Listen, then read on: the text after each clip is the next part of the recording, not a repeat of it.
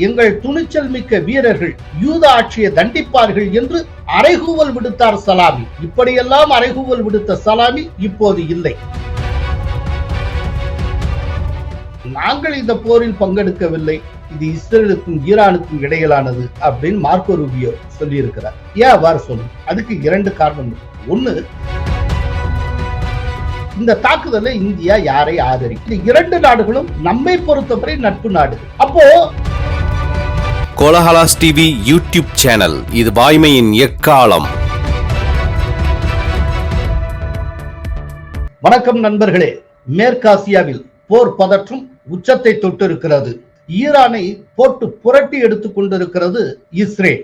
ஈரானின் இஸ்லாமிய புரட்சிகர காவல் படையின் தளபதி ஹசைன் சலாமி வெள்ளிக்கிழமை அதிகாலை இஸ்ரேல் நடத்திய தாக்குதலில் கொல்லப்பட்டிருக்கிறார். ஈரானை பொறுத்தவரை இது மிகப்பெரிய இழப்பாகும். அதே நேரத்தில் இஸ்ரேலுக்கு இது மிகப்பெரிய நற்செய்தியாகும். ஈரானின் அண்மை தாக்குதலில் உயிரிழந்தவர்களில் மிக உயர்ந்த பதவியில் இருந்த தலைவர் ஹசைன் சலாமி என்பது குறிப்பிடத்தக்கது. 65 வயதான சலாமி இஸ்ரேல், அமெரிக்கா உள்ளிட்ட ஈரானின் எதிரி நாடுகள் மீது கடுமையான நிலைப்பாட்டை கொண்டிருந்தவர்.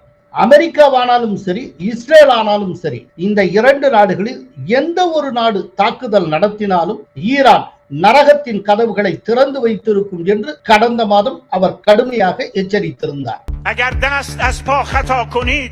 ما درهای جهنم را به روی شما خواهیم گشود. برای شما تدارک وسیعی دیده ایم.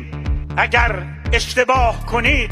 இப்போது அவர் நரகத்துக்கோ அல்லது சொர்க்கத்துக்கோ சென்றிருக்கிறார். தாக்குதல்களுக்கு ஒரு நாள் முன்பு எந்த ஒரு சூழ்நிலைகளுக்கும், நிலைப்பாடுகளுக்கும், நிகழ்வுகளுக்கும் ஈரான் முழுமையாக தயாராக உள்ளது என்று சலாமி கூறியிருந்தார். இஸ்ரேல் முற்றுகையின் கீழே இருந்து எதிர்த்து சண்டையிட ஆயுதமோ உதவியோ இல்லாத பாலஸ்தீனர்களிடம் போராடுவது போல ஈரானையும் நினைத்து போராட முடியும் என்று இஸ்ரேல் நினைக்கிறது என்று கூறிய சலாமி, நாங்கள் போரால் சோதிக்கப்பட்டவர்கள் மற்றும் அனுபவம் வாய்ந்தவர்கள் என்று குறிப்பிட்டிருந்தார். ஈரானின் ராணுவ திறமைகள் பற்றி பெருமையாக பேசிய சலாமி ஒரு கட்டத்தில் ஈரான் உலக பேரரசாக மாறும் வேளை வந்துவிட்டது என்று அறிவித்திருந்தார். 2019ஆம் ஆண்டு சிரியாவில் ஈரானுடைய நிலைகளை குறிவைத்து இஸ்ரேல் மேற்கொண்ட தாக்குதல்களுக்கு எதிர்வினையாற்றிய சலாமி, அரசியல் வரைபடத்திலிருந்து யூத ஆட்சியை முற்றிலும் நீக்குவோம் என்று சபதம் எடுத்திருந்தார். 2024 ஏப்ரல் மாதம், அதாவது போன ஆண்டு ஏப்ரல் மாதம், சிரியாவில் உள்ள ஈரான் தூதரகத்தை குறிவைத்து இஸ்ரேல் மேற்கொண்ட தாக்குதலில் 2 ஜெனரல்கள், 7 புரட்சிகர காவல்படை உறுப்பினர்கள் கொல்லப்பட்டனர். அப்போது எங்கள் துணிச்சல் மிக்க வீரர்கள் யூத ஆட்சியை தண்டிப்பார்கள் என்று அறைகூவல் விடுத்தார் சலாமி. இப்படியெல்லாம் அறைகூவல் விடுத்த சலாமி இப்போது இல்லை, கொல்லப்பட்டு விட்டார். ஏற்கனவே ஈரான் ஆயுதப்படைகளின் தலைமை தளபதியான முகமது பாகேரி, துணை தளபதி கோலமாலி ரஷீத் மற்றும் பல அணு விஞ்ஞானிகளும் இஸ்ரேலின் தாக்குதல்களில் கொல்லப்பட்டுள்ளனர்.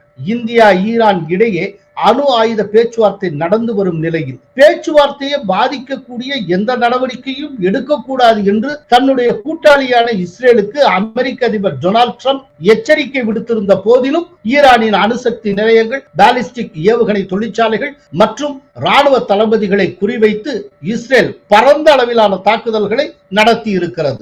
1979 ஈரானில் நடந்த இஸ்லாமிய புரட்சிக்கு முன்பு வரை, அதாவது மன்னர் ஷாவுடைய ஆட்சி நடந்தவரை ஈரானும் இஸ்ரேலும் நட்பு நாடாகவே இருந்து வந்தன. இஸ்லாமிய புரட்சிக்கு பின்னர் அமைக்கப்பட்ட ஆட்சி இஸ்ரேல் எதிர்ப்பை தன்னுடைய ஒரு கொள்கையாகவே மாற்றியது. இஸ்ரேல் எனும் நாட்டை தற்போதைய ஈரானிய ஆட்சி அங்கீகரிக்கவில்லை என்பது குறிப்பிடத்தக்கது. ஈரானின் அதி உயர் தலைவரான அயத்துல்லா கொமேனி இஸ்ரேலை ஒரு புற்றுநோய் கட்டி என்று வர்ணித்தார். அந்த புற்றுநோய் கட்டி சந்தேகத்துக்கு இடமின்றி அழிக்கப்படும் என்று கூட அவர் கூறியிருந்தார். قده سرطانی خطرناک مهلک این منطقه است حتما باید برکنده شود و خواهد شد. ஈரான் அழிந்து கொண்டிருக்கிறது, இஸ்ரேல் அழித்துக் கொண்டிருக்கிறது. மேற்காசியாவில் நடந்து வரும் தற்போதைய தாக்குதல் சம்பந்தமா சில முக்கியமான விஷயங்களை நாம் கவனிக்க வேண்டியிருக்கிறது. ஒரு பக்கம் ஈரானுக்கும் அமெரிக்காவுக்கு இடையில் ஈரானுடைய அணுசக்தி தொடர்பான பேச்சுவார்த்தை நடந்து வருகிறது. அப்படிப்பட்ட ஒரு சூழல் உருவாகி இருக்கிறது. அந்த நேரத்தில் பேச்சுவார்த்தைகள் நடந்து கொண்டிருக்கிற போது இங்க அணு மின் நிலையங்களை குறிவைத்து ஈரானுடைய நியூக்ளியர் ஃபெசிலிட்டிஸை குறிவச்சு இஸ்ரேல் தாக்குதல் நடத்துகிறது. இத்தனைக்கும் இந்த டயத்துல எந்த தாக்குதலும் நடத்த வேண்டாம் அப்படின்னு டொனால்ட் ட்ரம்ப் கூறியிருந்த நிலையில் இஸ்ரேல் தாக்குதல் நடத்துகிறது. இது ஒண்ணு.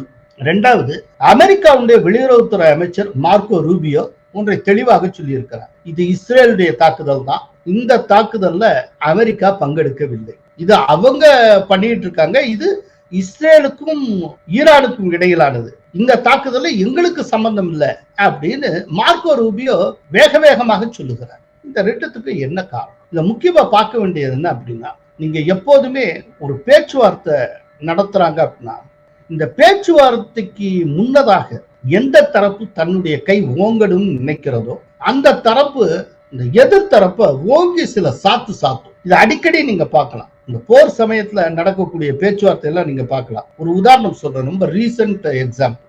உக்ரைனுக்கும் ரஷ்யாவுக்கு இடையில இஸ்தான்புல்ல பேச்சுவார்த்தை நடந்தது. திரும்ப அடுத்த சுற்று பேச்சுவார்த்தை தொடங்குவதற்கு முன்பாக திடீர்னு உக்ரைன் மிகப்பெரிய ஒரு ட்ரோன் தாக்குதலை நடத்தியது. பெரும் சேதத்தை ரஷ்யாவுக்கு ஏற்படுத்தியது. என்னன்னா, இப்படி ஒரு அடி அடிச்சா தான் பேச்சுவார்த்தையின் போது தங்களுடைய கை ஓங்கும், தான் பேரம் பேசுறது ஈஸியா இருக்கும் அப்படிங்கிறதுக்காக இது வழக்கமாக செய்யக்கூடியது. ஆனா இதுல கொஞ்சம் ஒரு சின்ன ராஜதந்திரத்தை அமெரிக்கா கலந்திருக்கிறது. என்ன அப்படின்னா, ஈரானுக்கும் அமெரிக்காவுக்கு இடையில ஈரானுடைய அணுசக்தி தொடர்பாக பேச்சுவார்த்தை நடைபெறுகிறது. ஆனால் பேச்சுவார்த்தைக்கு கடும் நிபந்தனைகளை ஈரான் விதிக்கும். எல்லாருக்கும் தெரியும், ஈரான் சட்டுன்னு மடங்கி வராது. அப்படிப்பட்ட சூழ்நிலையில ஈரானை ஒரு தட்டு தட்டணும். அதே நேரத்துல பேச்சுவார்த்தையிலே நேரடியாக பங்கெடுக்கிற நாடு அப்படிங்கிற முறையில அமெரிக்கா அந்த வேலையை பார்க்கவும் கூடாது. அப்போ இஸ்ரேல் அந்த வேலையை பார்க்கும், ஒரு அடி அடிக்கும். ஈரானுடைய அந்த சுப்ரீமசி, அது நினைத்து கொண்டு இருக்கிற அந்த சுப்ரீமசில ஒண்ணுமே கிடையாது. நீ எதெல்லாம் மிகப்பெரிய எலைட் போர்ஸ் சொல்லிட்டு இருக்கு, அந்த எலைட் போர்ஸுடைய பெரிய தளபதியும் சொல்லிட்டு இருக்கு, அவங்களாம் சின்ன விண்ணமாயிட்டாங்க. அவங்களுடைய பணத்தை நாங்க நடுவீதியில தூக்கி எறிஞ்சிருக்கோம், வேணா பாத்துக்க, இந்த ஹுசைன் சலாமி உடல் இங்கதான் இருக்கு அப்படின்னு சொல்றோம். இதன் மூலமா ஈரானுடைய மொராலிட்டி அஃபெக்ட் ஆகும், அதனுடைய எந்தூசியாசம் அஃபெக்ட் ஆகும். பேச்சுவார்த்தையின் போது அமெரிக்கா சொல்லுகிற நிபந்தனைகளுக்கு ஈரான் படிய வேண்டிய ஒரு கட்டாயம் ஏற்படும். எப்போதுமே பேச்சுவார்த்தைக்கு முன்னால் இப்படி ஒன்று நடக்கும். இதுக்கு முன்னால் நல்ல நினைவுல இருக்கு, இலங்கை அரசுக்கும் எல்டிடிக்கு இடையில பேச்சுவார்த்தை நடக்கும். குறிப்பா தாய்லாந்துல நடந்தது. அந்த பேச்சுவார்த்தை தொடங்கிறதுக்கு முன்னால திடீர்னு மிகப்பெரிய தாக்குதலை எல்டிடி இலங்கை ராணுவத்துக்கு எதிராக ஆரம்பித்தது. அது மிகப்பெரிய வெற்றியும் கண்டது. அந்த வெற்றியோட தான் அவங்க தாய்லாந்துல பேச்சுவார்த்தையில உட்கார்ந்தாங்க. அப்பதான் அவங்க கை ஓங்கும். இப்போ அது போல இப்ப நடந்திருக்கிறது. கேட்டால் அமெரிக்கா என்ன சொல்லணும், இல்ல நாங்க ஈடுபடல, எங்களுக்கு இதுக்கு என்ன சம்பந்தம். ஆனால் அமெரிக்கா சம்மதம் இல்லாமல் இஸ்ரேல் செய்திருக்க வாய்ப்பே இல்லை. இது அத்தனை பேருக்கு தெரிஞ்ச விஷயம், ஈரானுக்கும் தெரியும். ஆனால் அதை நிரூபிக்க முடியாது. இந்த தாக்குதல்ல எங்களுக்கு தொடர்பே இல்லை என்று சொல்லுகிற மார்க்கோ ரூபியோ ஏன் இஸ்ரேலை கண்டிக்கல? யோசிச்சு பாருங்க. இப்போ பேச்சுவார்த்தை நடந்துட்டு இருக்கிறப்போ நீங்க தாக்குதல் நடத்தீங்கன்னா பேச்சுவார்த்தை அஃபெக்ட் பண்ணும், அதனால இஸ்ரேல் தவறான செயலை செய்து இருக்கிறது, அப்படி கண்டிக்கணும்ல. ஏன் கண்டிக்கல? இந்த தாக்குதலுக்கு எங்களுக்கு தொடர்பில்லைன்னு மட்டும் தானே அமெரிக்கா சொல்லியது, மற்றபடி இஸ்ரேலை கண்டிக்கலையே. காரணம், இந்த தாக்குதலே அமெரிக்காவுடைய ஐடியா அப்படிதான் நடந்திருக்கு, வேற ஒண்ணுமே கிடையாது. அது தொடர்பான நிபுணர்கள் அத்தனை பேருக்குமே தெரிஞ்ச விஷயம். இப்போ பல இடங்கள்ல மிகப்பெரிய தாக்குதல் நடந்திருக்கு. அதுல குறிப்பா ஏவுகணை தயாரிப்பு தொழிற்சாலைகள் அழிக்கப்பட்டுள்ளன. இன்னைக்கு ஈரான் ஏவுகணை தயாரிப்பிலும் அதே போல கொஞ்சம் கொஞ்சமாக ட்ரோன் தயாரிப்பிலும் முன்னேறி கொண்டு இருக்கிறது. இப்போ அந்த ஃபெசிலிட்டி எல்லாம் காலி பண்றாங்க. இந்த ஏவுகணை தொழிற்சாலையில கை வச்சதுக்கு ஒரு காரணம் இருக்கு. என்னன்னா, இப்போ ஈரானுடைய நியூக்ளியர் ஃபெசிலிட்டி மேல கை வச்சதுக்கு பதிலடியாக ஈரான் ஏவுகணை மூலம்தான் இஸ்ரேல் மீது தாக்குதல் நடத்த முடியும். ஏன்னா இஸ்ரேலுக்கும் ஈரானுக்கும் இடையில் ஏராளமான கிலோமீட்டர் நீளம் இருக்கிறது, அதுக்கிடையில பல நாடுகள் இருக்கின்றன. அப்படிங்கிறப்போ ஒரு தரைவழி தாக்குதலை ஈரான் நடத்தவே முடியாது. சரி, விமானம் மூலம் தாக்குதல் நடத்தலாம்னா அது பல நாடுகளுடைய வான்பரப்பை கடந்து வரணும். அதுல ஒரு சில நாடுகள் ஈரானை அனுமதிக்காது. அப்படிங்கிறப்போ ஈரானுக்கு இருக்கிற ஒரே வாய்ப்பு, இஸ்ரேலை தாக்க வேண்டும் என்றால் அது ஏவுகணை மூலம் தான் தாக்க முடியும். அதனால அப்படின்னா தன்னை தாக்குவதற்கு ஈரான் எவற்றை பயன்படுத்தணுமோ அந்த தொழிற்சாலையை அது சம்பந்தப்பட்டதே முதல்ல அழிச்சிடுறது. இதுதான் அஃபென்சிவ் டிஃபென்ஸ் அப்படிங்கிறது. அதாவது தன்னை தற்காத்துக் கொள்வதற்காக எங்கிருந்து தாக்குதல் தன்னை நோக்கி வருமோ அதையே டோட்டலா நிர்மூலமாக்கிறது. அஜித் தோவலுடைய பிலாசபி. இப்போ அதை இஸ்ரேல் ரொம்ப தெளிவாக செய்திருக்கிறது. இப்ப இந்த ஏவுகணை தொழிற்சாலை அழிக்கப்பட்டு விட்ட காரணத்தினால சரமாரியாக தொடர்ந்து ஏவுகணை தாக்குதலை மேற்கொள்ள முடியாத ஒரு இடத்தில் ஈரான் வைக்கப்பட்டிருக்கிறது. அப்போ ஈரான் தன்னுடைய போர் வல்லமையில் கொஞ்சம் தட்டி வைக்கப்பட்டு இருக்கிறது. பல நியூக்ளியர் ஃபெசிலிட்டிஸை அது இழந்து இருக்கிறது இந்த தாக்குதல். இப்ப இந்த இழப்புகளுக்கு மத்தியில் அமெரிக்காவுடன் ஈரான் பேச்சுவார்த்தை நடத்த போகிறது. அப்படின்னா ஈரானுக்கு எப்படி ஓங்கும்? இதத்தான் அமெரிக்கா எதிர்பார்க்கிறது. சரி, இதுல இன்னொரு கேள்வி இருக்கு. நாங்கள் இந்த போரில் பங்கெடுக்கவில்லை, இது இஸ்ரேலுக்கும் ஈரானுக்கும் இடையிலானது அப்படின்னு மார்க்கோ ரூபியோ சொல்லி இருக்கிறார், அமெரிக்காவுடைய வெளியுறவுத்துறை அமைச்சர். ஏன் அவ்வாறு சொல்லணும்? எத்தனையோ தடவை ஈரானுக்கு எதிராக நேரடியாகவே போரில் ஈடுபட்டு இருக்கிறது அமெரிக்கா. இந்த தடவை மட்டும் அது ஏன் சொல்லலாம்? அதுக்கு 2 காரணம் இருக்கு. ஒண்ணு, ஈராக்ல பல்வேறு அமெரிக்க நிலைகள் இருக்கின்றன. ஈராக்ல அமெரிக்க சோல்ஜர்ஸ் இருக்காங்க, அமெரிக்காவுடைய கடற்படை கூட அங்க இருக்கிறது. அதே நேரத்துல ஈரானுடைய கட்டளை ஏற்று செயல்படக்கூடிய கூலிப்பட்டாளமும் ஈராக்ல அதிகம் உண்டு. இப்போ இங்க அமெரிக்கா கை வைச்சா ஈராக்ல இருக்கக்கூடிய அமெரிக்க நிலைகள் மீது ஈரான் கை வைக்கும். அந்த ஈராக்குள்ளேயே இருக்கக்கூடிய ஈரான் ஆதரவு போர்சஸ் கை வைக்கும். அது தேவையில்லை, அது வேண்டாம் என்று அமெரிக்கா நினைக்கிறது. 2வது, பேச்சுவார்த்தை நடந்து கொண்டு இருக்கிறப்போ அந்த பேச்சுவார்த்தையிலேயே ஒரு பார்ட்டியாக இருக்கக்கூடிய அமெரிக்கா இந்த போர்ல நேரடியா ஈடுபட்டால் பேச்சுவார்த்தையின் நம்பகத்தன்மை பாதிப்புக்குள்ளாம். இதை ஒரு காரணமா பயன்படுத்தி எங்களோட பேச்சுவார்த்தை நடத்திட்டு இருக்கப்ப தாக்குதல் நடத்துறாங்க, சோ நான் பேச்சுவார்த்தையில் ஈடுபட மாட்டேன்னு சொல்லி இதையே ஒரு காரணமாக பயன்படுத்தி ஈரான் பேச்சுவார்த்தையிலிருந்து வெளியேறிவிடும். ரொம்ப காலத்துக்கு அப்புறம் கஷ்டப்பட்டு ஈரானை நெகோசியேஷன் டேபிள்ல கொண்டு வந்திருக்காங்க. இப்ப திரும்ப அது வெளியேறுவதற்கான வாய்ப்பை அமெரிக்காவே தங்கத்தாம்பாளத்துல வச்சு வழங்கிவிடக் கூடாது. இப்படிப்பட்ட சூழ்நிலையில் தான் மார்க்கோ ரூபியோ நாங்கள் இந்த போரில் பங்கெடுக்கவில்லை, எங்களுக்கும் இந்த தாக்குதலுக்கு சம்பந்தம் இல்லை என்று கூறியிருக்கிறார். சரி, இதுல ஒரு விஷயம் என்னன்னா, இந்தியாவுக்கு சில இக்கட்டு இருக்கு. இந்த தாக்குதலை இந்தியா யாரை ஆதரிக்கும்? மோடி ஆட்சிக்கு வந்ததற்கு பிறகு இஸ்ரேலுக்கும் இந்தியாவுக்கும் இடையிலான உறவு ரொம்ப ஸ்திரமாக வளர்ந்து வருகிறது. அதே நேரத்தில் ஈரானுக்கும் நமக்கும் நல்லுறவு இன்றைக்கு வரைக்கும் உண்டு. ஈரான் நம்ம ஆயில் வாங்குறோம். ஈரான்ல இருக்கக்கூடிய துறைமுகத்தை மேம்படுத்தும் பணியை இந்தியா செய்து வருகிறது. நல்ல ரேப்போ இருக்கு. அப்படிங்கிறப்போ இந்த 2 நாடுகளும் நம்மை பொறுத்தவரை நட்பு நாடுகள். அப்போ நாம இந்த 2 நாடுகளில் எந்த நாட்டையும் வெளிப்படையாக ஆதரித்து அறிக்கை வெளியிடவோ பேசவோ முடியாது. அதற்கு மாறாக இந்த தாக்குதல் விரைந்து முடிவுக்கு வர வேண்டும், மேற்கு ஆசியாவில் ஸ்திரத்தன்மை நிறுவப்பட வேண்டும், மேற்கு ஆசியாவில் அமைதி நிலவ வேண்டும், இப்படித்தான் நம்ம சொல்ல முடியும். இதுதான் இந்தியாவுடைய நிலைப்பாடாக இருக்கும். இதற்கு மத்தியில ஈரானில் இருக்கக்கூடிய இந்தியர்கள் பாதுகாப்பாக இருக்குமாறு டெஹ்ரான்ல இருக்கக்கூடிய இந்திய தூதரகம் அறிவிக்கை வெளியிட்டு இருக்கிறது. அதே போல நீண்ட தொலைவு பயணிக்கக்கூடிய விமானங்கள், அது டெஹ்ரான்ல இறங்கிட்டு வரக்கூடிய விமானங்கள் பல்வேறு பாதைகளில் திருப்பி விடப்பட்டுள்ளன. ஈரான் தலைநகர் டெஹ்ரான் வழியாக மும்பை நோக்கி வந்து கொண்டிருந்த பிளைட் ஷார்ஜாவுக்கு திருப்பி விடப்பட்டிருக்கிறது. அதே போல இன்னும் பல ரூட்ல திருப்பி விடப்பட்டு எங்கெங்கே சுத்தி சுத்தி ஒவ்வொரு பிளைட்டும் வருகிறது. இதுக்கு மத்தியில ஈரான் தன்னுடைய விமான நிலையங்கள் அனைத்தையும் மூடிவிட்டது. அதனால ஒரு மிகப்பெரிய போர் பதற்றம் இப்போது போய்கொண்டு இருக்கிறது. இது எங்க போய் நிற்கும்னு தெரியல.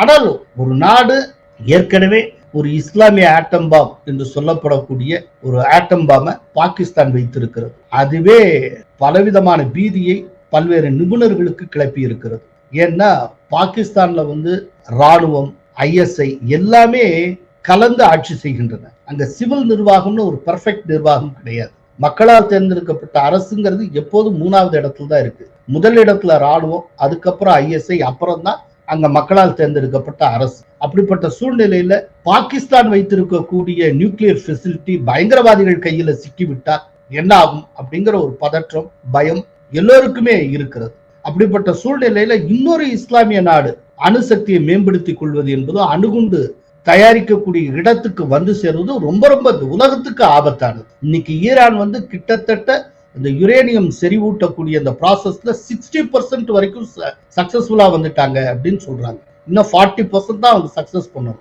ஆக்சுவலா அந்த செறிவூட்டல இந்த 40% முடிச்சுட்டாங்க அப்படின்னா அவங்க நிச்சயமா அணுகுண்டு தயாரிச்சிருவாங்க. அதற்கு தேவையான அளவு யுரேனியத்தை கள்ளத்தனமாக ஈரான் சேமித்து வைத்திருப்பதாகவும் சந்தேகம் இருக்கிறது. அட்டாமிக் எனர்ஜி தொடர்பான சயின்டிஸ்டுகளுக்கு அந்த விதமான சந்தேகம் உள்ளது.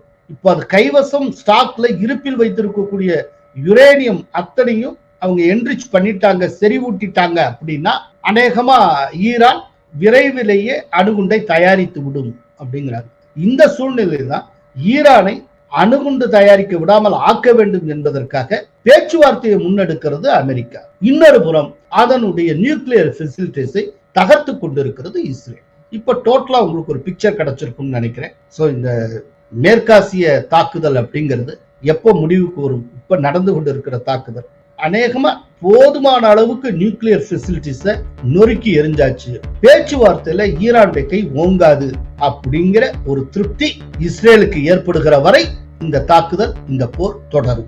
நன்றி, வணக்கம். கோலஹலாஸ் டிவி யூடியூப் சேனல், இது வாய்மையின் எக்காலம்.